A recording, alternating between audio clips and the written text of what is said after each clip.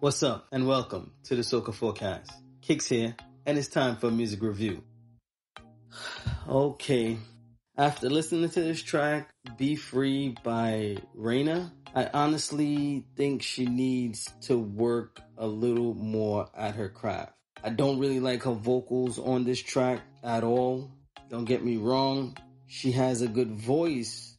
You can hear it. Why, when a woman is singing soca, they all have to have this vocal tone that just doesn't fit what they're trying to do with the music. A lot of female artists in the soca music industry, they need to find their voice just as Alison Hinds has done. Patrice Roberts, Nalia Blackman, Faye-Ann Lyons Alvarez.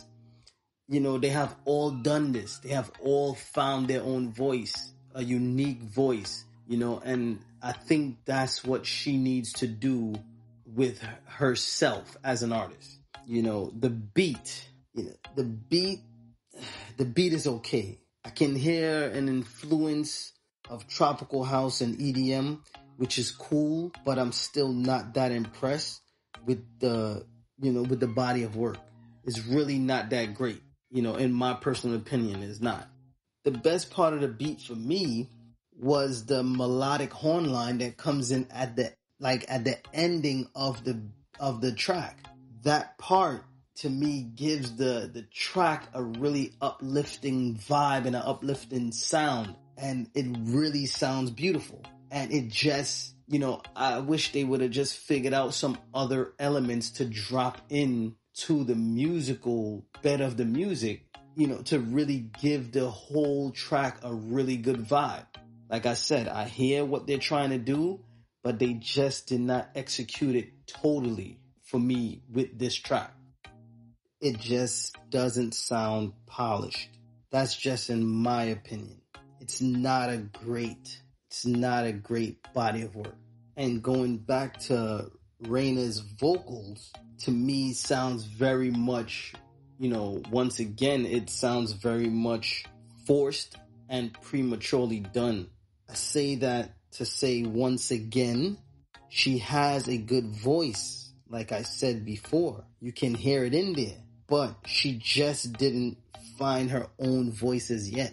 And she really needs to do that. If she wants to be able to compete with some of the artists I mentioned before, because you still have to keep in mind, you're competing to be Nalia Blackman or Faye-Ann Lyons Alvarez or Alison Hinds or Patrice Roberts. You are competing against them. It's a friendly competition, but you have to remember you're still competing because you would like to be able to have your music heard all around the soca, the soca community, because it's gonna take you a while for you to get worldwide and to get on a level that Rihanna is on. But for now, you gotta try and do your music to a point where you can be and people will want to listen to you. I mean, I see comments on the YouTube on the YouTube channel under Julian Promos. I see the comments where people are commenting and giving the song these raves like, oh, it's such a great track and this. But to me, people are not being really, they're not being real. They're not giving you their real honest opinion. They're just trying to befriend you. And I'm not here to do that. I'm here to give you a real review. That's what we're going to do. I'm keeping it real with every artist because I'm not here to make friends. I'm here because I want to push artists to be better. Look at what you're doing. Don't have people in the studio being yes men.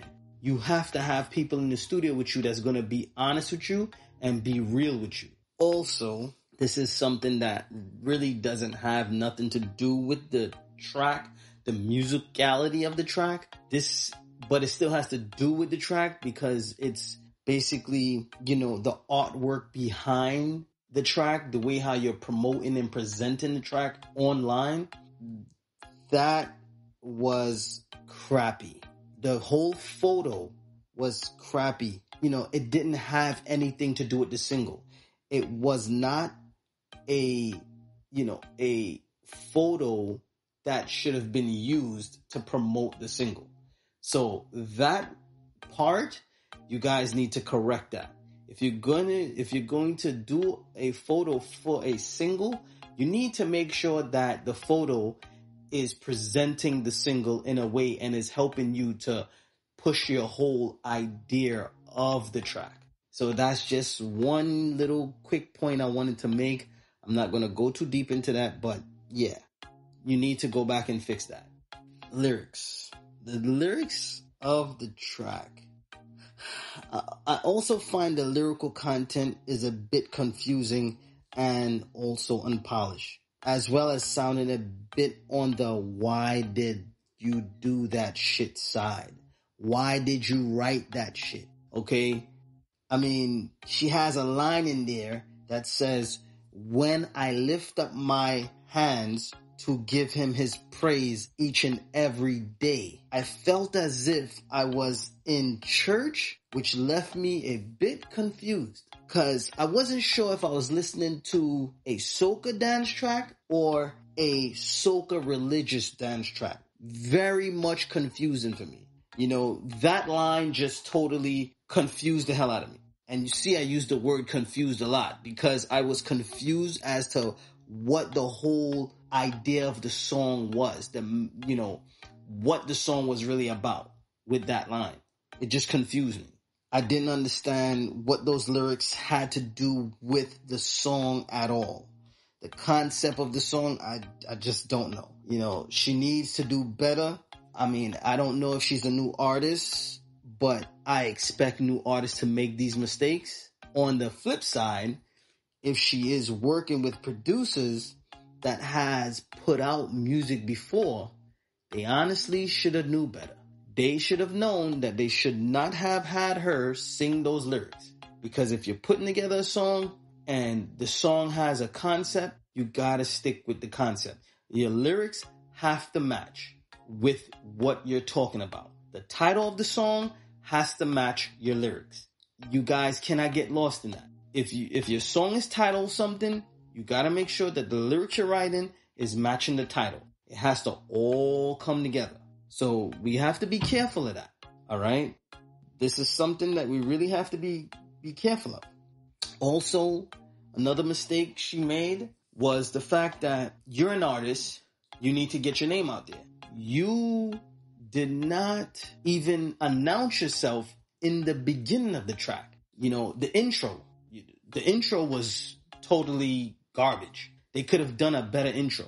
They needed to rethink the way how they did the intro, because the intro in music, it does a lot for you. It really does a lot in terms of whether somebody's gonna skip your song or continue playing your song. All right. Usually we're talking about the first probably 20 seconds is what is going to determine whether your song is going to be something someone is going to listen to or they're going to skip. So you have to keep this in mind. Normally right now, when you're talking about pop music, you're talking about they want the hook to come in 8 seconds after the beginning of the song. Okay? Then they want the second hook to drop back in probably around like the 30 second, probably about the 50 second mark about. Don't quote me on that too much. I'm not sure too much, but I think that's about right, about the timing. But you just got to go do your research and check it out. But the intro was garbage. Okay. And then the producers, I don't know who produced the track. And once again, you should be using a beat tag as a producer. Producers in the soca music need to start understanding this. It's very important that you use a beat tag. All right. Because if I hear her track and I like it and I'm an artist and I'm looking for a producer, how am I going to be able to employ you if I don't even know who produced it? So you guys need to start making sure that you put a beat tag at the beginning of the track. Just as well as the artist needs to announce themselves until people get known. All right. Until you get known, you announce yourself As an artist and producers, you need to make sure you have some sort of beat tag so people could know who you are. And now with all that said, I'm finished my ranting and raving. I'm finished my music review. I will give this track a strong 6 for effort and creative vibes that it was meant to give us. Thank you for listening. Thank you for tuning in. Please subscribe and hit the bell for notifications. Peace.